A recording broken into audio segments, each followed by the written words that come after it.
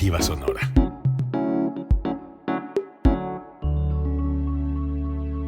Código Libre.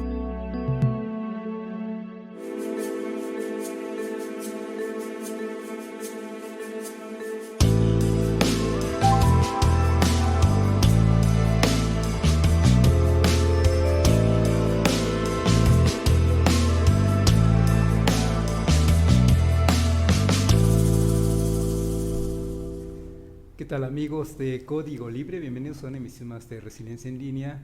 Gracias por acompañarnos desde donde estén, a través de las plataformas que trabaja Código Libre, ya sea Facebook o Spotify o Vida Televisión o bien por la misma radio en internet. Y hoy tengo el gusto de que me acompañe por primera vez Mario Retis, compañero de la institución en la que laboramos. Investigador, yo digo que investigador, el puesto, digamos, administrativo es otro, pero yo veo que hace las funciones de investigación en el Centro de Estudios Arqueológicos. Eres arqueólogo y vamos a estar platicando con Mario sobre arqueoastronomía, que es la primera vez que escucho esto, Mario, déjame te digo, y me sorprende gratamente, y además que ya tengas cosas publicadas y vamos a estar platicando sobre ello. Mario, ¿qué tal? Bueno, buenas noches a los radioescuchas y a los videntes, sí, a los que nos ven por televisión o por el Facebook. Pues es muy grato la invitación. Vamos a tratar de hacer un poco más amena la charla también y lo más entendible posible. Oye, y para entender un poquito de cómo es que llegaste a la arqueoastronomía, primero dinos, ¿eres arqueólogo de formación? ¿Qué es esto de la arqueología para empezar? Y luego vamos encaminándonos hacia lo que estás haciendo actualmente. Ok, soy arqueólogo de licenciatura de profesión. Estudié en la Escuela Nacional de Antropología e Historia hace unos cuantos años, muchos años. A ti ya te datan con... ¿Mande? Ya te datan también con estas técnicas arqueológicas. Con esta trigrafía casi, sí. Bueno, entré a trabajar en el Colegio de Michoacán hace 26 años aproximadamente, pero en el Centro de Estudios Arqueológicos tengo 21 años ya cumplidos también. A partir de que ingresé en el Centro de Estudios Arqueológicos, volví a retomar la carrera y esta misma carrera me fue derivando hacia lo que actualmente se conoce como arqueoastronomía. Arqueoastronomía es una disciplina, digamos, que se dedica a estudiar y a entender a las civilizaciones, en el caso de México, a las civilizaciones prehispánicas, en cuanto a qué sucedía en la bóveda celeste en ese entonces y para qué le servía a los habitantes en ese momento. Es muy difícil, obviamente, porque nosotros trabajamos prácticamente con datos muertos. Como dicen, trabajamos con piedras, trabajamos con pedazos de cerámica, trabajamos con estructuras piramidales que nosotros mismos descubrimos en ocasiones. Y usualmente trabajamos con muchos datos que ya están muy, digamos, pasados de moda, ¿no? Entonces, nuestro trabajo básicamente es interpretarlos con evidencias científicas para que estos datos puedan ser sustentables ante cualquier foro, ¿no? Oye, Mario, hay varios puntos interesantes en esto de la arqueoastronomía. Para empezar, comentas que es para estudiar poblaciones o civilizaciones anteriores y que pusiste de ejemplo el caso de México, en la bóveda celeste que alcanzaban a ver nuestros antepasados desde México. ¿Quiere decir que cada civilización podría tener su propio sistema? Sí, actualmente conocemos diferentes representaciones en cuanto a la cultura que hacen de la bóveda celeste. Obviamente lo que vemos en México, la posición de los astros que vemos en México no es la misma que veríamos en Asia o que veríamos en Oceanía, ¿no? Obviamente vamos a ver diferentes planos celestes, pero que todos tienen algo similar entre sí. Era algo sobrenatural que hacía que la gente creyera que era la casa de los dioses, ¿no? Ya sean dioses, pongamos como en México, en este caso Mictlantecutli, Quetzalcóatl, cualquiera de ellos, o pongamos como los vikingos, ¿no? Que tenían sus dioses, igual que en México, para todos, eran religiones politeístas, ¿no? Entonces tenían dioses para el sol, para las lluvias, para diferentes cosas, e igual para la muerte, ¿no? Y algunos de estos dioses estaban abocados a los fenómenos celestes. Tenemos referencias escritas, se puede decir, a partir de la dinastía Qing en China, que estamos hablando aproximadamente de 4.000 años de antigüedad. Para ellos, afortunadamente, ya conocían la tinta y el papel, y entonces tenían la posibilidad de dejarnos escritos los eventos que sucedían en el cielo, ¿no? Ellos fueron los primeros en hablar sobre, pongamos, lo que llamaron en su momento estrellas invitadas, que son las famosas supernovas, o en su defecto también eran los cometas. ¿Sí? Ya nos tocó a nosotros interpretar en su momento efectivamente qué tipo de fenómeno celeste fue, ¿no? Y es lo que hacemos lo que hacemos todos los arqueoastrónomos en todo el mundo, básicamente, ¿no? Esta disciplina de la arqueoastronomía, sus inicios son en finales del siglo XIX, sobre todo en Europa, parece ser que en Inglaterra, cuando descubrieron en los círculos megalíticos de Stonehenge. Hay un investigador que se llamaba Joseph, ya se me fue el nombre. Se llamaba Joseph, fue el primero en que entendió que había que leer también lo que sucedía en la bóveda celeste para poder entender este tipo de monumentos que nos legaron las sociedades antiguas.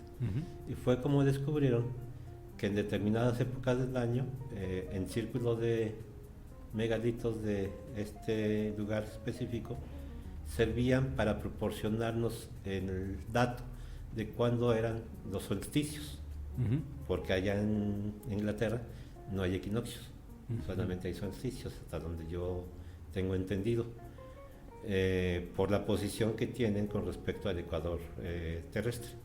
¿Sí?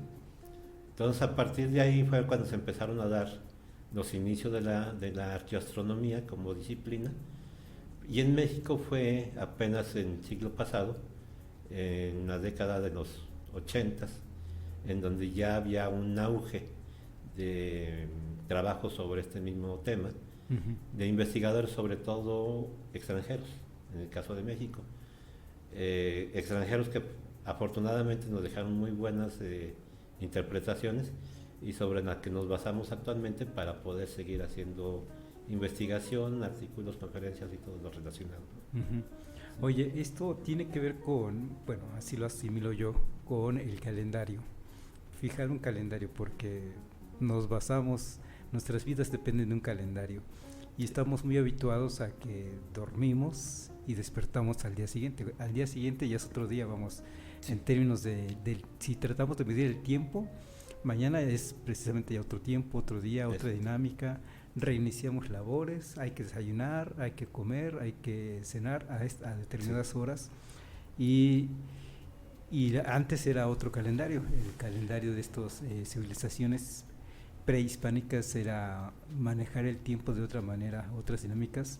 Y también lo comento porque me comentabas que, a ver si tú no lo cuentas mejor, hay un desajuste ahí de repente de días que tú puedes tomar alguna medida de un día de dónde sale el sol o la sombra del sol, y regresas al año siguiente o regresas a 5 años siguientes, y ya no va a estar la misma posición de la sombra, ya no va a estar en la misma posición que lo dejaste hace un año o hace 5 años.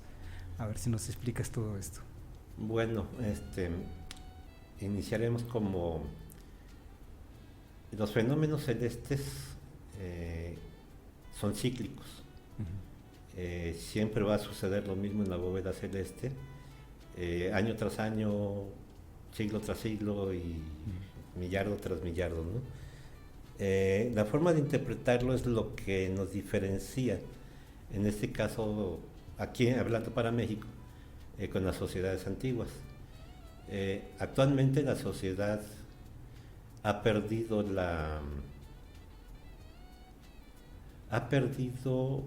la costumbre de mirar al cielo para poder basarse en ciertos efectos celestes para saber qué hora es, cuándo va a llover, para saber cuándo son las fases de la luna. Y siempre pasamos de tener una vida hasta cierto punto cíclica. Es una vida que se regía por ciclos hasta cierto punto estacionales, como pueden ser los ciclos agrícolas, ¿sí? Que son la limpieza de los terrenos para después sembrar, cosechar, volver a hacer lo mismo año tras año o época tras época también, porque sabemos perfectamente que en épocas pasadas un terreno para sembrar podía darnos 2 o 3 cosechas al año. Entonces ese para los indígenas prehispánicos era una forma de manejar el tiempo, un tiempo que yo no lo considero tiempo astronómico, lo considero tiempo atmosférico, que no es lo mismo, pero es casi igual. Y esto va en relación a que, hablando ya de culturas, en la cultura teotihuacana tenemos establecido por un investigador que se llama Rubén Morantes, que existían 3 tipos de astronomía. Una astronomía ritual, que servía para hacer las festividades de los indígenas y de los pobladores de ese momento. Una astronomía cívica, que servía para tener la contabilización de los días del año y de otros tipos de eventos, que eran más hacia las cuestiones de los dirigentes prehispánicos. Y otra que llama astronomía rural, que para mí es el tiempo atmosférico. Entonces un campesino, si conoce el tiempo atmosférico, puede prescindir perfectamente de la astronomía cívica o ritual. Él tiene ya sus tiempos contemplados y como tal tenía un calendario empírico que utilizaba, que a lo mejor no se gustaba mucho a nosotros, pero a ellos les servía. E inclusive actualmente mucha gente, sobre todo voy a hablar de provincia, aunque estemos en provincia, todavía sigue utilizando mucho este tipo de conocimiento atmosférico para regir su vida en base a eso.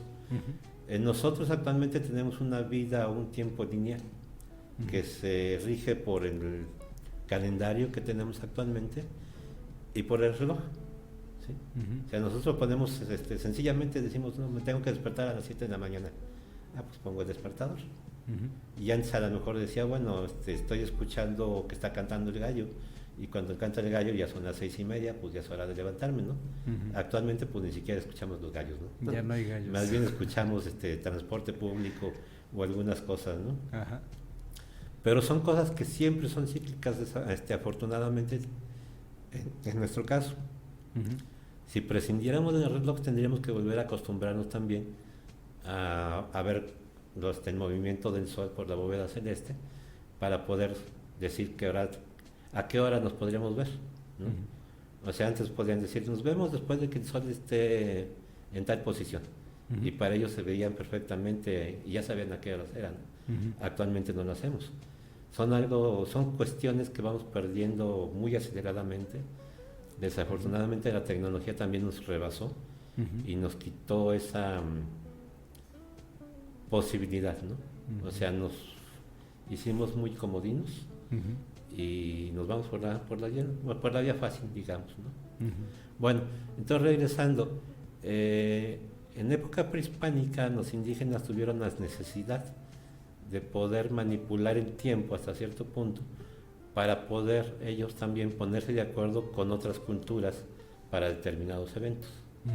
Entonces ellos se basaban en un principio en un calendario lunar, porque los calendarios lunares sabemos perfectamente que son 28 días y vuelve a suceder lo mismo después de 28 días, ¿no? La famosa luna llena, la cuarto menguante, cuarto creciente y otra vez la luna nueva, ¿no?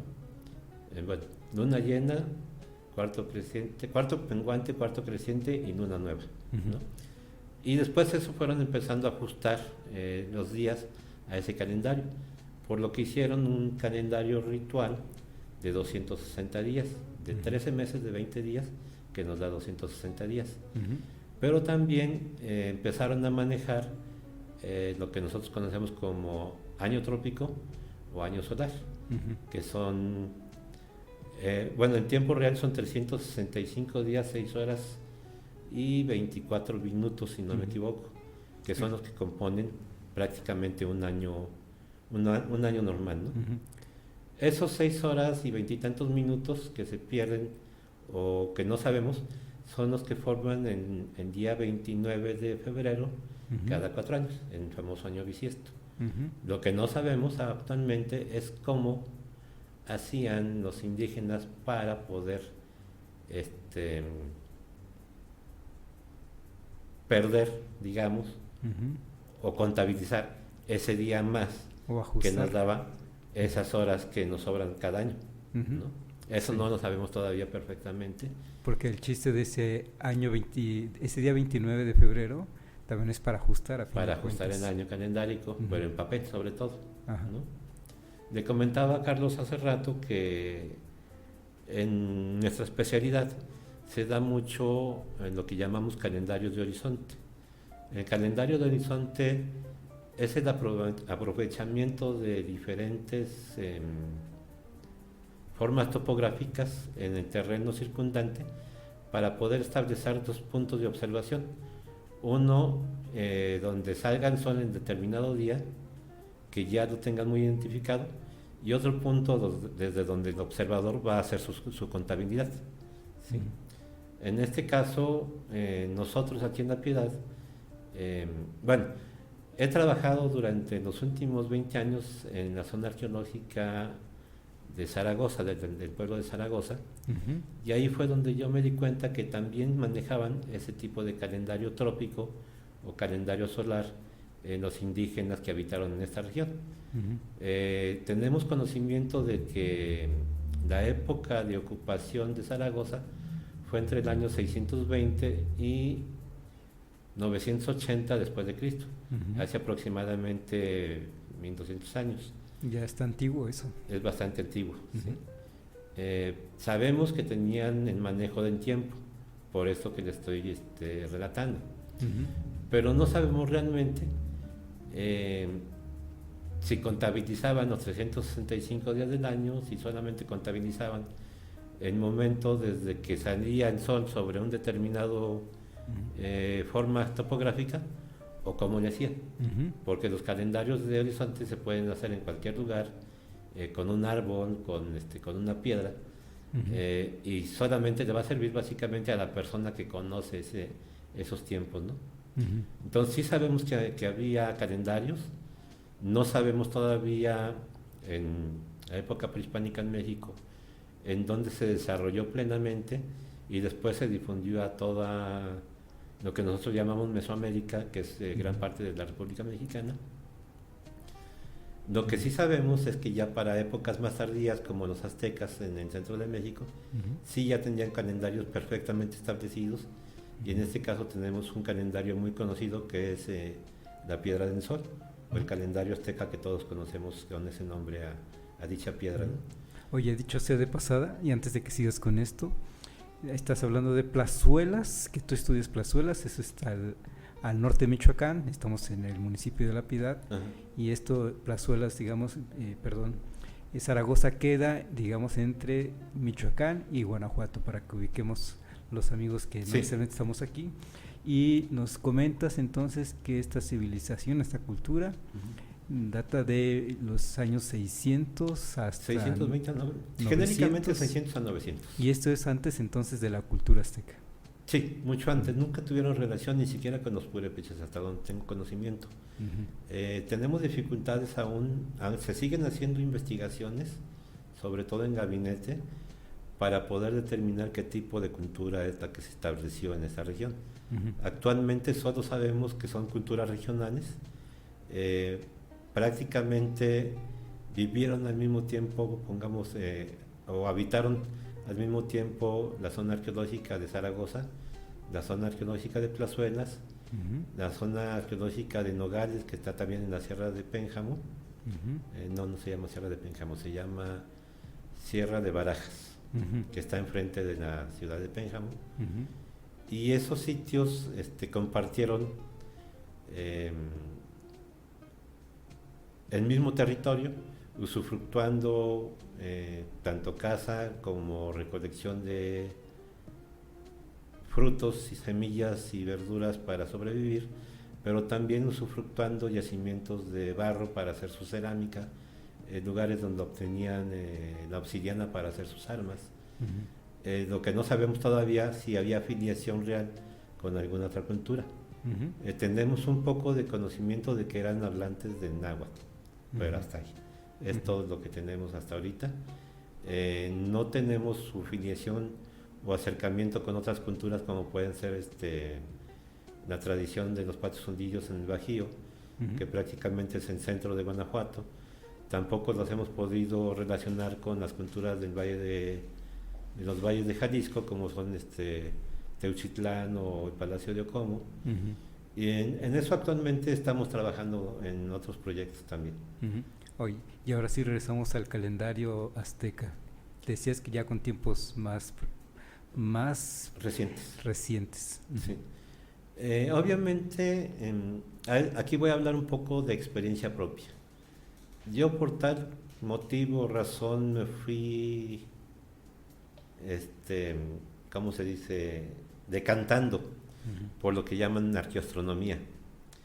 Porque durante el tiempo que tengo de trabajar de arqueólogo, que no solamente son 20 y tantos años, son más de 40, en mis andanzas he encontrado muchas representaciones que actualmente entendí que tienen que ver con cuestiones calendáricas, con cuestiones que tienen que ver con fenómenos celestes en su momento, y a partir de ahí he trabajado con grabados en piedra que hacen referencia a diferentes momentos del año, ¿sí?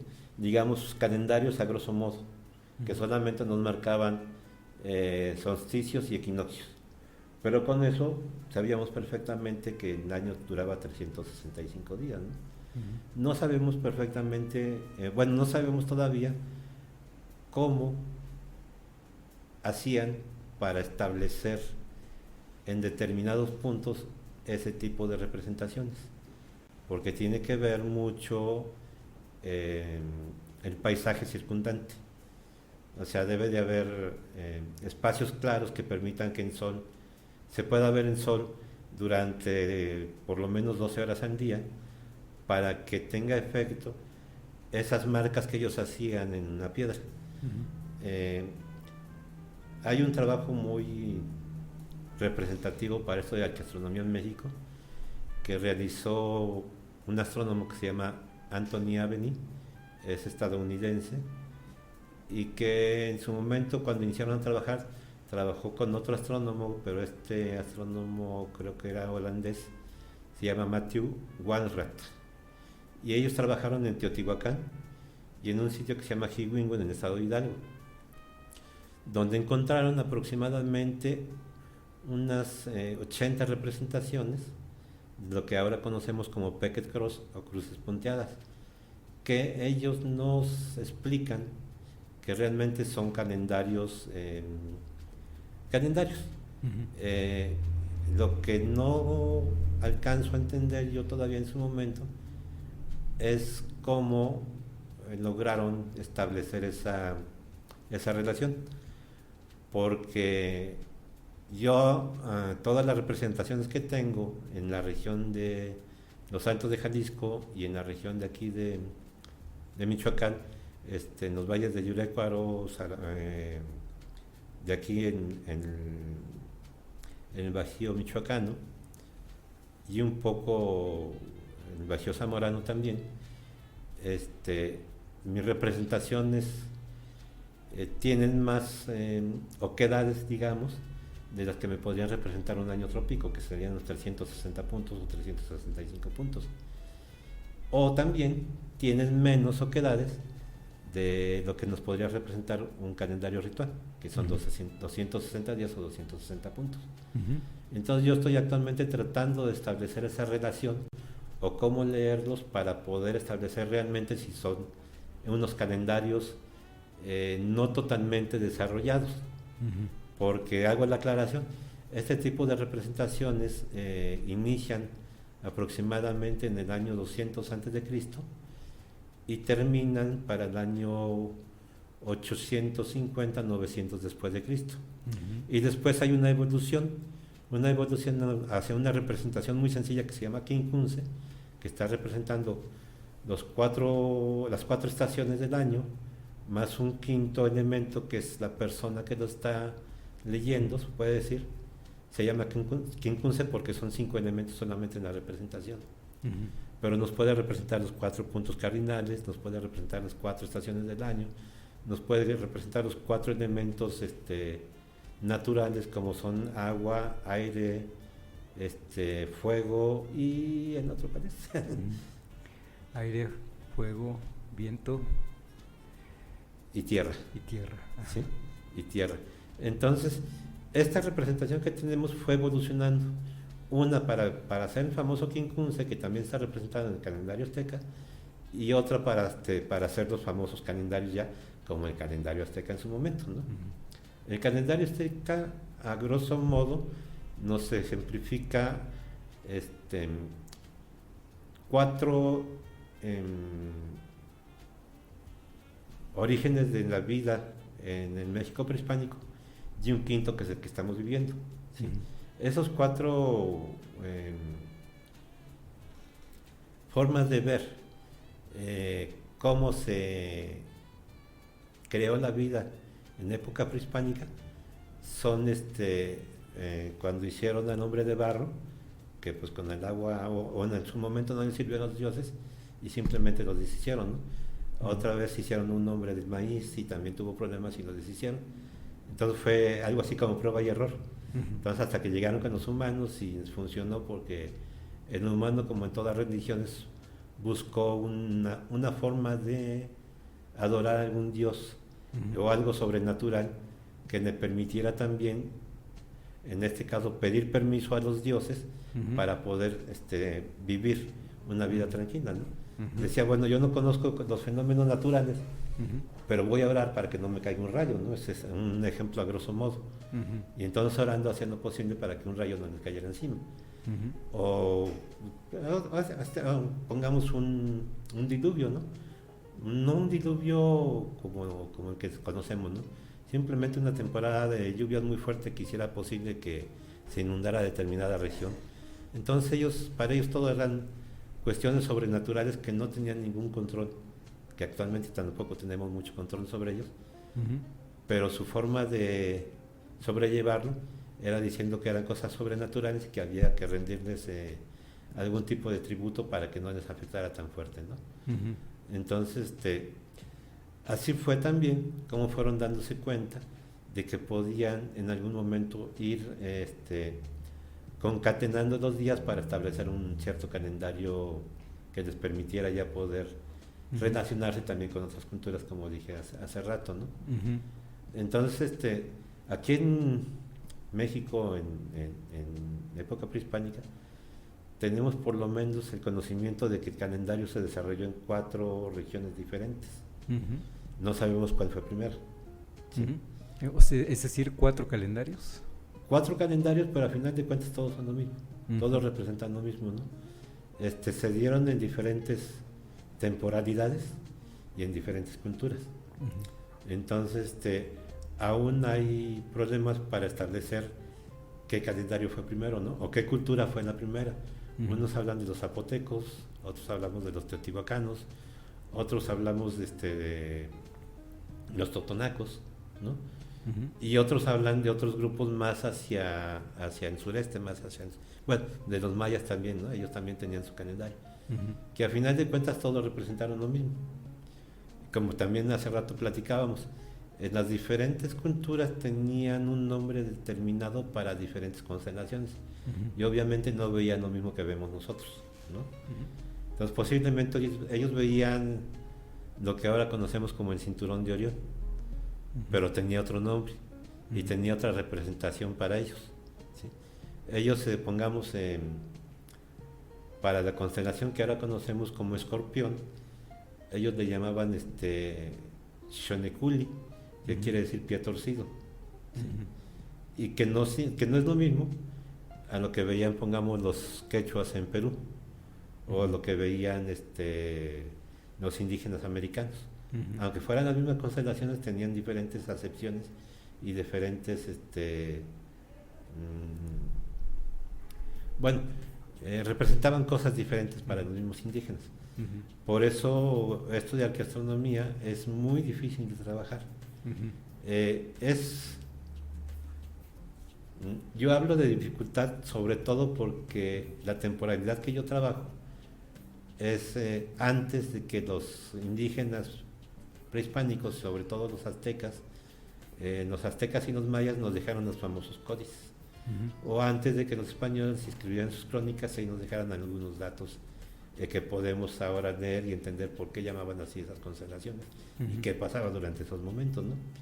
Hay un dato muy curioso que mucha gente lo conoce, pero que no lo ha tomado mucho en cuenta, que parece ser que en la época en que iban a llegar los españoles hubo la presencia de un cometa, que parece ser que es el Cojutec.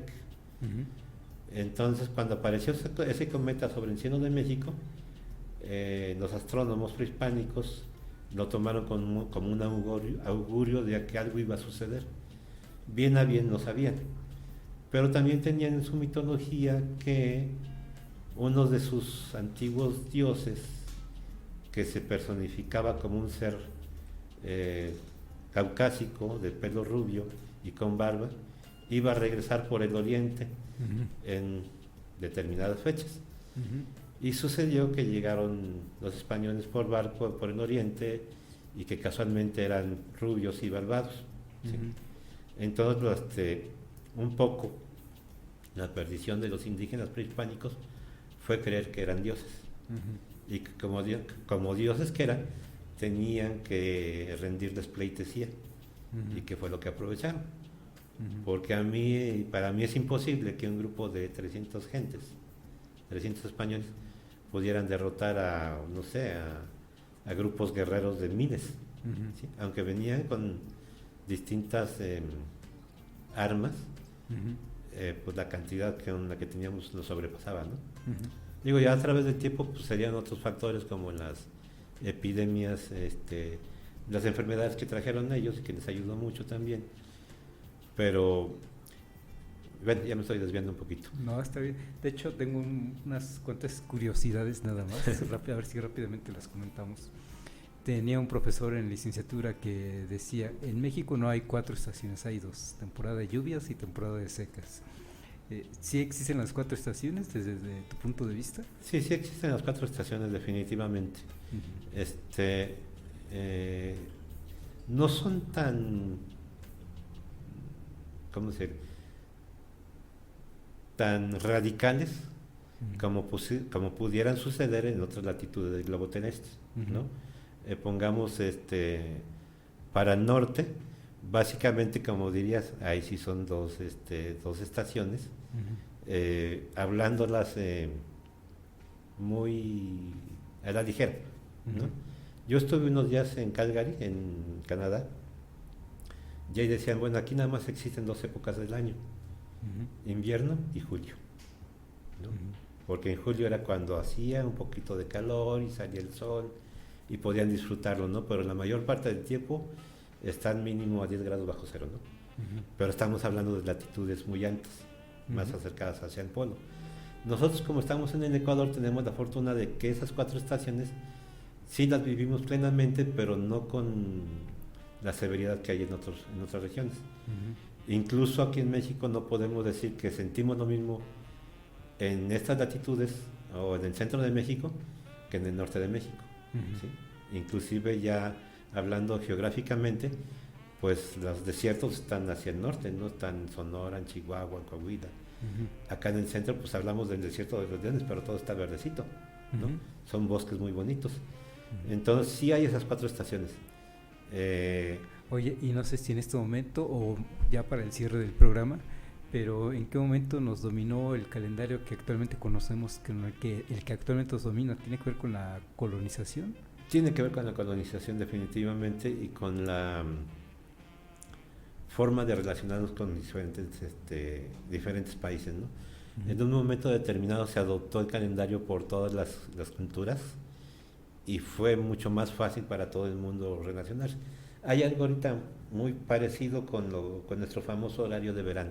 Uh-huh. ¿Sí? Realmente el horario de verano está hecho para que México pueda adaptarse al horario que tiene Estados Unidos, uh-huh, ¿sí? En determinados momentos. Pero realmente cuando lo establecieron no se fijaron en las repercusiones en la salud del individuo como tal. uh-huh. O sea, nosotros tenemos un reloj biológico que sabe perfectamente cuándo va cambiando el horario, digamos, uh-huh, cuándo va oscureciendo más temprano, cuándo tenemos que cambiar de nuestros hábitos, ¿no? uh-huh. O sea, a lo mejor hoy nos dormimos a las 9 de la noche, pero que en el otro horario a lo mejor nos tenemos que dormir a las 8, Uh-huh. ¿sí? Para que nuestro cuerpo se va adaptando, Sí. que es algo similar a lo que pasa con la hibernación de los osos Uh-huh. o de las tortugas, ¿no? Uh-huh. Ellos se adaptan al clima o se adaptan al tiempo de esa forma. Dicen, bueno, pues ahorita que son tiempos que son muy, digamos, para los osos, hace mucho frío, no tenemos que cazar, tenemos acumulada una cantidad de grasa, nos podemos pasar dormidos 4 o 5 meses tranquilamente. Sí. Vamos a despertar más flaquitos, pero tenemos afortunadamente la capacidad de volver a alimentarnos cuando sea primavera, digamos, ¿no? Oye, Las tortugas que sí. también hacen una especie de hibernación y dejan de comer, digamos, Uh-huh. sin ningún problema, y se pueden ocultar bajo tierra durante meses Uh-huh. y no necesitan salir para nada, ¿no? Uh-huh. Entonces nosotros también nos adaptamos perfectamente a los horarios que nos va dando la naturaleza.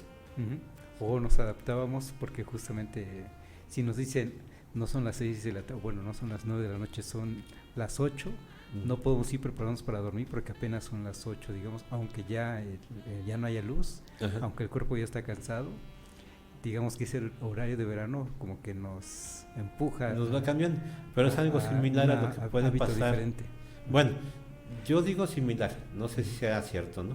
Pero ya más cerca de los polos, hay regiones en donde pasan 6 meses al año con luz todo el día Uh-huh. y 6 meses a oscuras. Entonces el cuerpo se tiene que ir adaptando. Desafortunadamente para ellos en esas latitudes es a donde más se dan las enfermedades mentales, Uh-huh. la esquizofrenia sobre todo y esas cosas.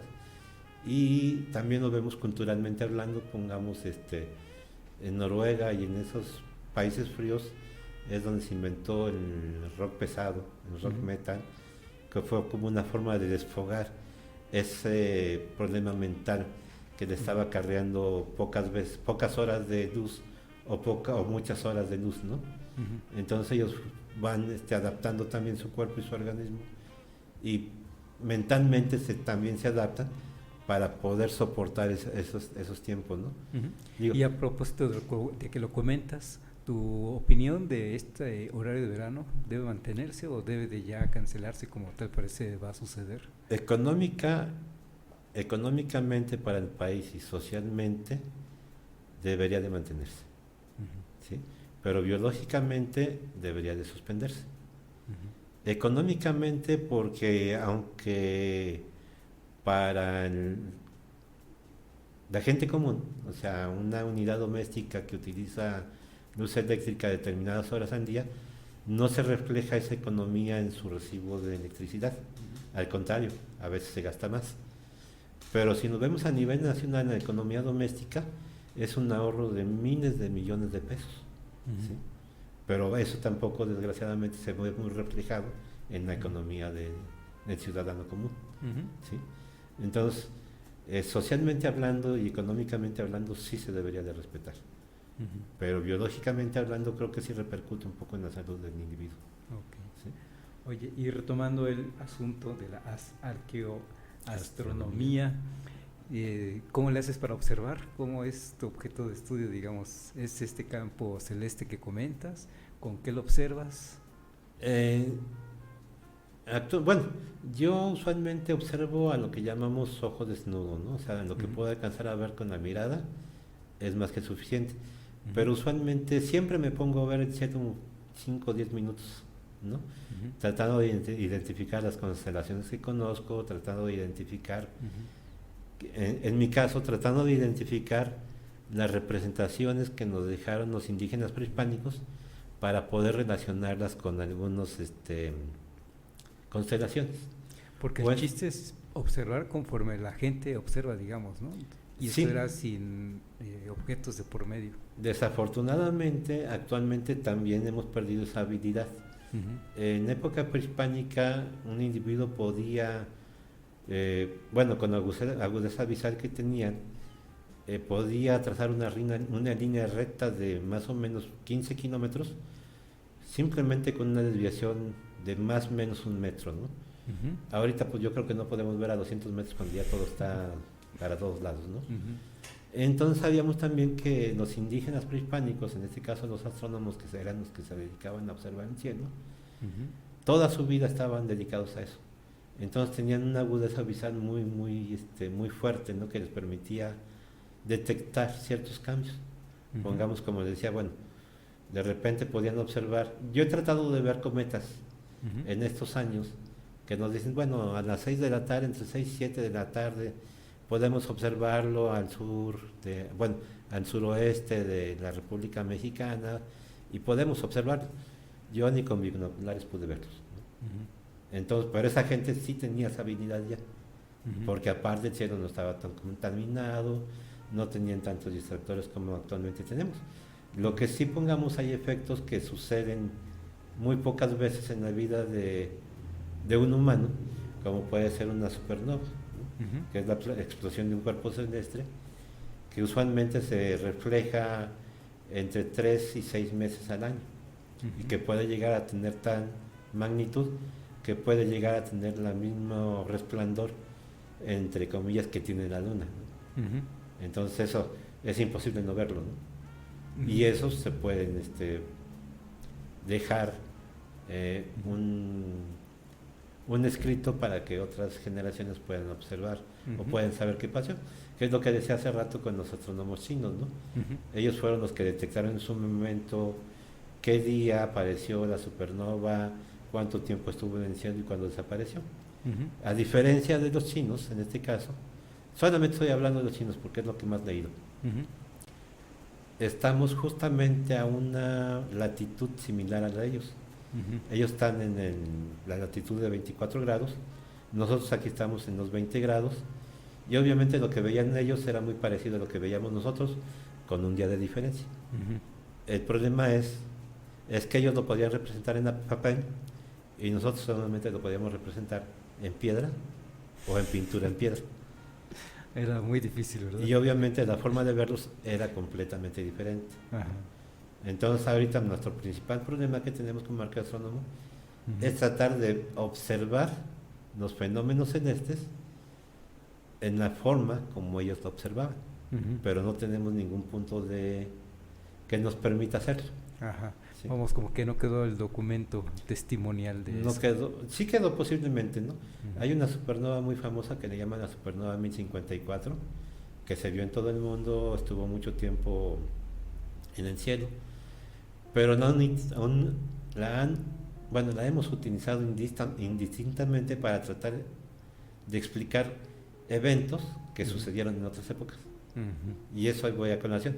Un artículo que hicimos en el 2003 que se llama El marcador solar de Kirin-Huicharo. Ujú.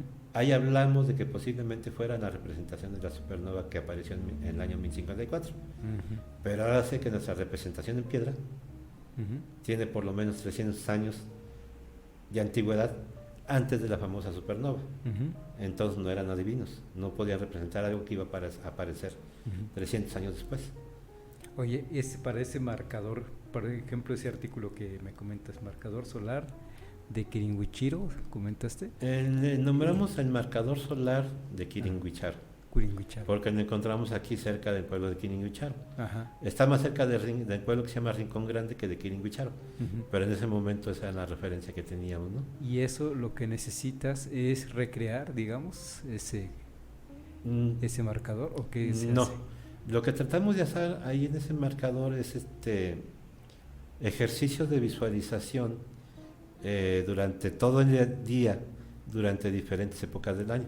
Ujú. O sea, sabemos que se puede ver un efecto visual en día de los equinoccios, Ujú. pero no podemos ver lo mismo 5 días después.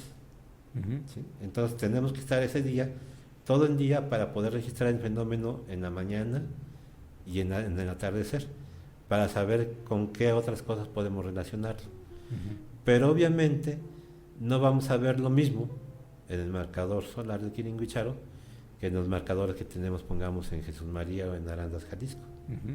¿Sí? Porque están a otra latitud diferente y a lo mejor trataban de representar algo diferente. Ujú. Entonces, este tipo de grabados que les comentaba que eran calendarios, pueden ser también una especie de brújula terrestre, Ujú. pueden ser puntos de referencia para ubicación en rutas de comercio de indígenas prehispánicos. Ujú. Pueden llegar a ser, como dijo un compañero que falleció hace algunos años, Francisco Rodríguez Mota, bueno, no hace algunos años, hace 2 años para ser más exactos, Ujú. que decía que a lo mejor eran escudos heráldicos de diferentes familias, en este caso teotihuacanas, Ujú. que también puede tener mucha razón, ¿no? Ujú. Y pues, sin fin de interpretaciones que podemos darle. Ujú. Yo hasta ahorita me he abocado un poco más a tratar de buscar la cuestión astronómica y calendárica. Ujú. Y voy acercándome mucho, pero todavía no puedo explicarlo. Ujú. Y además podría enseñarlo, pero con fotografías, con ya dibujos realizados y con accidentes de terreno, ¿no? Para Ujú. poder hablar ya, que se me entendiera un poco más a qué me refiero con calendarios Ujú. solares o con calendarios trópicos y con calendarios de horizonte, ¿no? Ujú. Que son también con las formas del terreno, de la topografía del terreno. Oye Mario, en esta época que CONACYT pide mucho la aplicación del conocimiento, aquí cómo sería este asunto de la aplicación, mediante talleres o mediante publicaciones Sí. simplemente, o cómo sería. En primera instancia sería un taller para tratar de identificar el fenómeno Ujú. en diferentes puntos geográficos. Ujú. ¿Sí? Sería un taller en el que se les diera se les enseñara previamente a la gente qué es lo que queremos encontrar en cada uno de los grabados que tenemos, y a partir de ese taller ubicar determinada cantidad de gente en cada uno de esos grabados, Ujú. para que ellos pudieran hacer el mismo ejercicio en todos los sitios, el mismo día y a las mismas horas, para ver si realmente es, digamos, un calendario, ¿no? Ujú. O si no es un calendario, ahí lo podríamos describir. Ujú. Pero eso nos serviría para que la gente también, empezara a tener talleres para regresar a retomar el conocimiento ancestral. Ujú. Que desafortunadamente en la actualidad todos decimos, ¿la historia para qué sirve? Ujú. Pero eso es algo bien conocido, que la historia, la cultura que no conoce la historia o que no le da importancia a la historia, está condenada a repetir los mismos errores que ya han sucedido, ¿no? Ujú. Entonces, si no queremos que pase eso, tenemos que voltear hacia el pasado para entender por qué pasó Ujú. y por qué debemos evitar que vuelva a suceder, ¿no? Ujú. En este caso, a lo mejor nos podrían ayudar ese conocimiento que en un principio sería calendárico, Ujú. posteriormente sería astronómico y seguiría el conocimiento atmosférico, Ujú. para que pudiéramos entender por qué existe eso y que las sociedades campesinas volvieran a retomarlo. Ujú. Sí. Oye, yo asumo que las sociedades campesinas todavía hacen uso de esto. ¿Ya no es Muchas. así? Muchas sociedades campesinas, pero sobre todo las que están más apartadas de, digamos, de la civilización, ¿no? Ujú. Las sociedades campesinas y en su caso las sociedades tribales que todavía existen, como los huicholes, como los tarahumaras, como los lacandones, los seris, ellos sí siguen basándose mucho en ese conocimiento ancestral, Ujú. porque es un legado que han seguido repitiendo durante toda su existencia, ¿no? Ujú. Ellos nunca han dejado de tener contactos con sus antepasados y obviamente la historia oral que ellos siempre han tenido les ha enseñado. Pero desafortunadamente la actualidad y la tecnología ya está empezando también a afectarlo, ¿no? Ya. Y en su caso, a lo mejor no tanto afectarlos directamente, pero ya, digamos, el turista occidental no les importa ir a alterar su ciclo de vida con tal de verlos, ¿no? O con tal de interactuar un ratito con ellos. Y eso les afecta también, Ya. desafortunadamente. Sí. Sí. Me imagino que les llevan el GPS y ahí se muela la Ese cosa es un gran poco. problema que tiene, en este caso hablando de los arqueólogos actuales, ¿no? Ujú. Que ya no, ya todo, ya para todo utilizan GPS, escáneres láser, computadoras, para todo tipo de cuestión que quieran hacer, Ujú. ya es pura tecnología, ¿no? Ya se Sí. olvidaron de las bases. Yo decimos coloquialmente es lo que hacíamos a pie. Ujú. ¿Sí? Ujú. Ahora le dices, vamos a buscar un punto determinado en el mapa, se los pones en su GPS y ahí se van. Sí. Pero desafortunadamente pierden la lectura del paisaje circundante. Ujú. ¿Sí? O sea, por irse ubicando con el GPS, pierden todo lo que está a su alrededor, el contexto, digamos, y Ujú. solamente ven un punto determinado. ¿Sí? Ujú. Eso es lo que hay que volver a enseñarles. Oye, digamos que en términos prácticos, uno de los fines es poder ver el tiempo atmosférico, digamos, Sí. las estaciones atmosféricas que nos van a ayudar en mucho para las Mm. actividades de En cada año. tiempo atmosférico va más relacionado hacia el clima que nos afecta, ¿no? Ujú. Pero para poder conocer el clima tiene que pasar un periodo mínimo de 30 años Ujú. para conocer de que esos periodos también son cíclicos. ¿Sí? Ujú. O sea, actualmente ya podemos predecir, el 1 de junio se inaugura la temporada de huracanes Ujú. y se termina en 30 de septiembre de este año, ¿no? Ujú. ¿Por qué lo decimos así tan categóricamente? Porque eso es lo que ha sucedido durante 30, 40 años anteriormente. Lo decimos genéricamente. Antes decíamos, pongamos los aguaceros de mayo.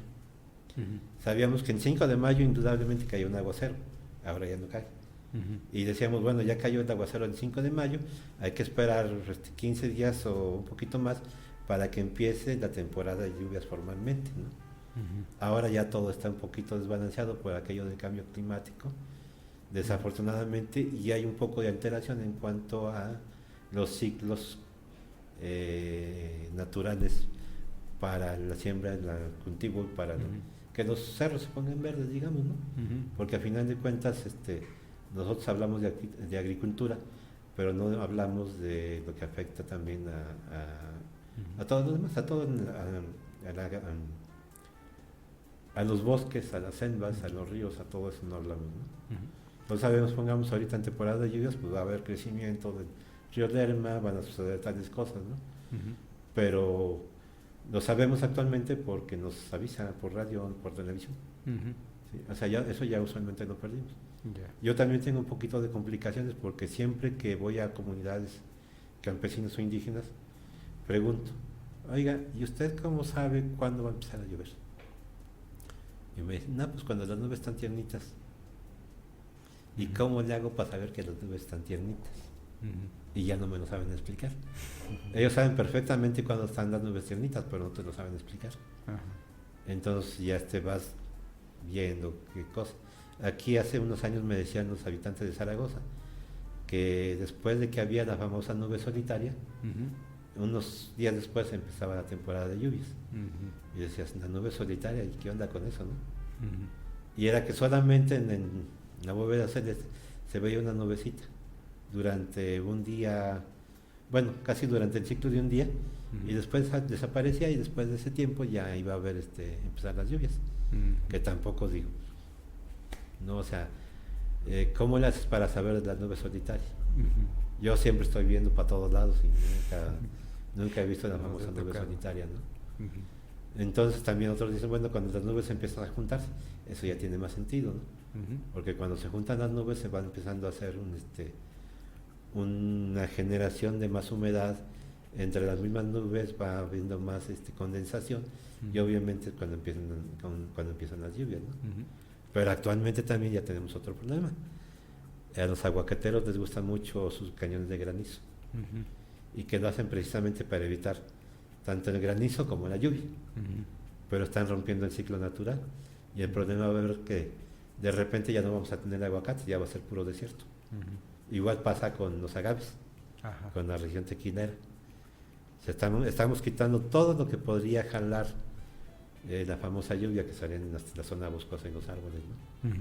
Eso con tal de obtener un recurso económico que son el agave. Pero bueno, eso ya se verá en unos cuantos años, lo que va a pasar con tanto cultivo de agave y de aguacates. Oye, Mario, ¿y dónde observas? ¿Cualquier punto es bueno para observar o tú tienes tus puntos de control? Cualquier punto es bueno para observar, pero lo que es recomendable son puntos alejados de la contaminación lumínica, ¿no?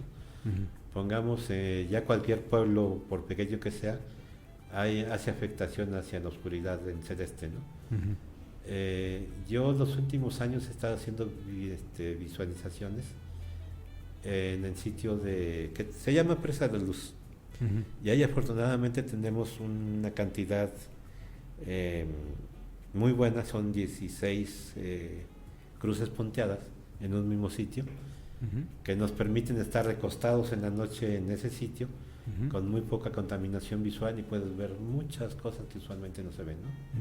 ¿Y la hora? ¿En qué hora estás ahí? La hora pues va desde desde las 7 de la tarde hasta las 6, 7 de la mañana, si se puede. ¿Toda la noche? Es maravilloso, maravilloso porque ves una bóveda celeste plagada de estrellas que en la vida te imaginas, ¿no? Yo después de 6 años de estar participando en el proyecto,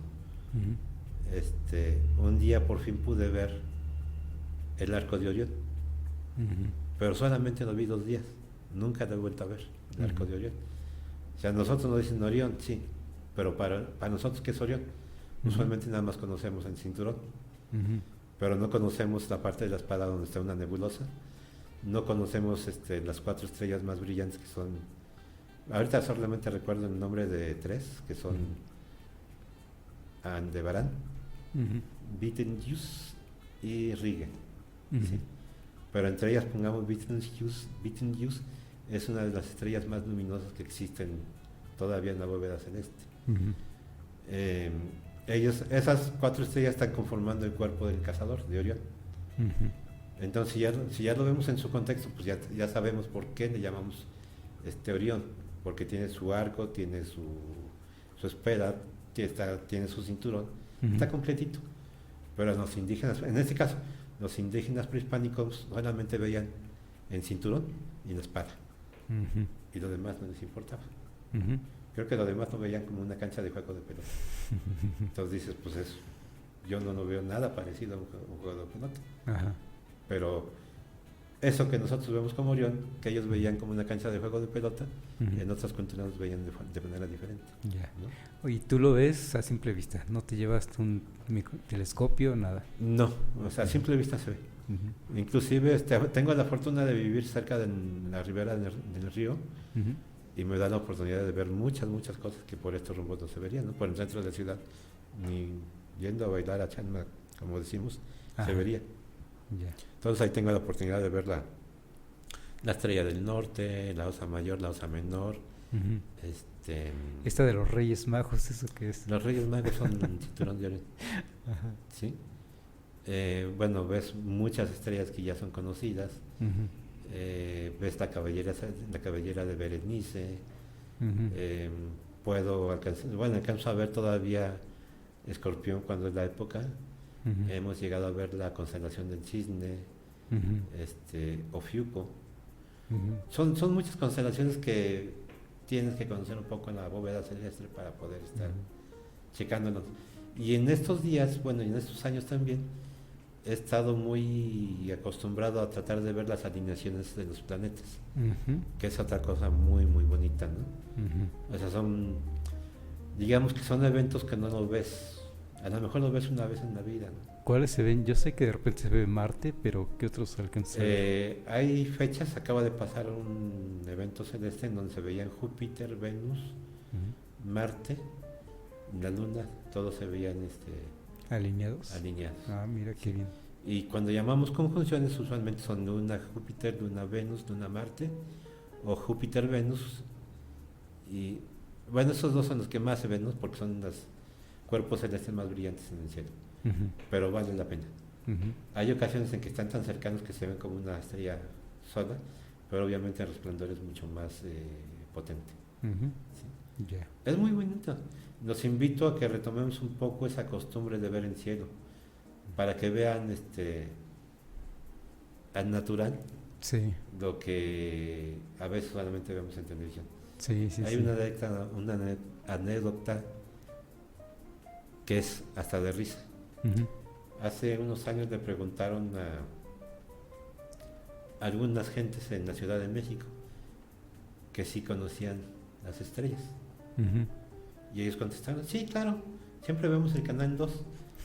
Y las estrellas del Canal 2 pues son, en ese entonces eran Yuri, Emanuel y todos ellos, ¿no? Y le ujú, estaban preguntando que si conocían las estrellas de la bóveda celeste. ujú, Pues obviamente en la Ciudad de México casi nunca las logran ver, ¿no? ujú. Y pues tampoco están muy acostumbrados, Ajá, ¿sí?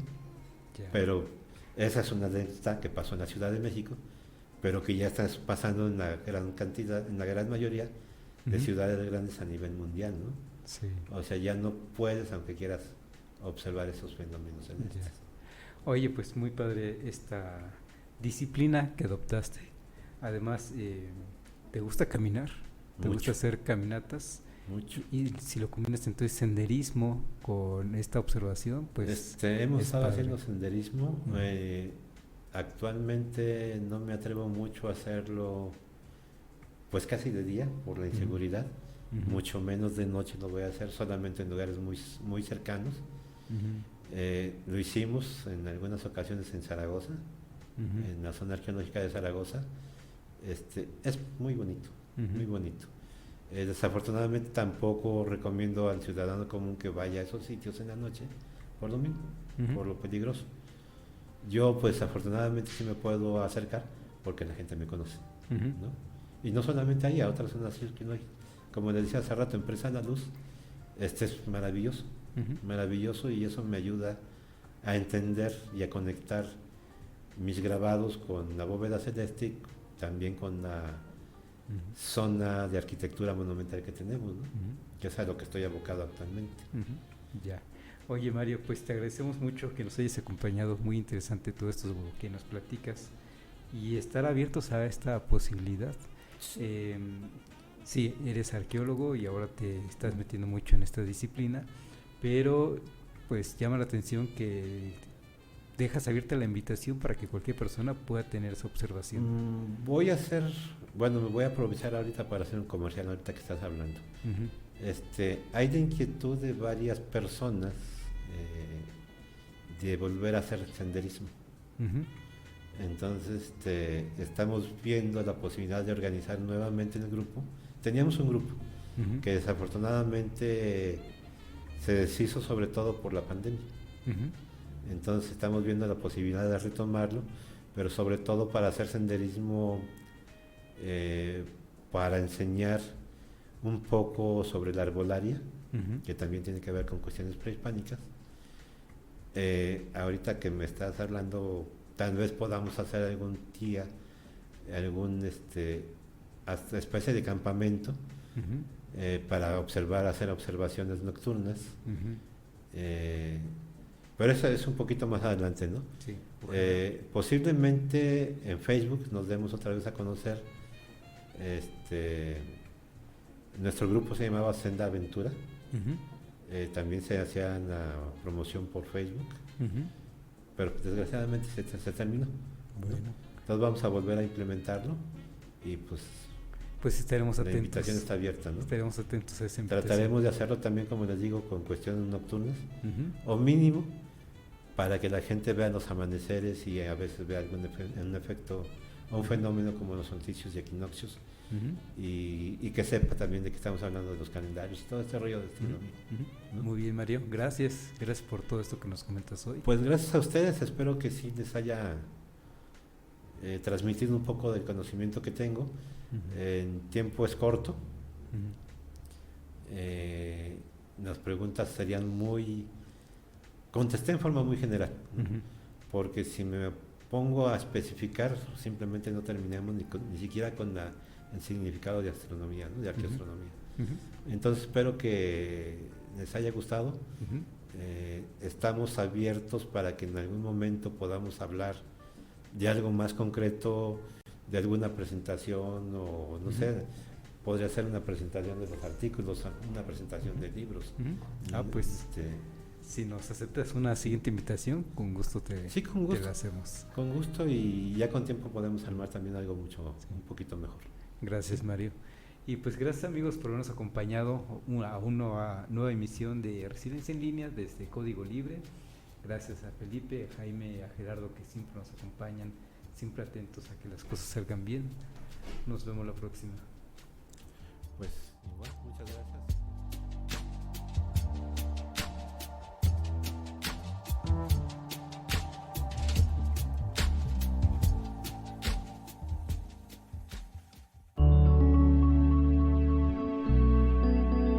Código Libre.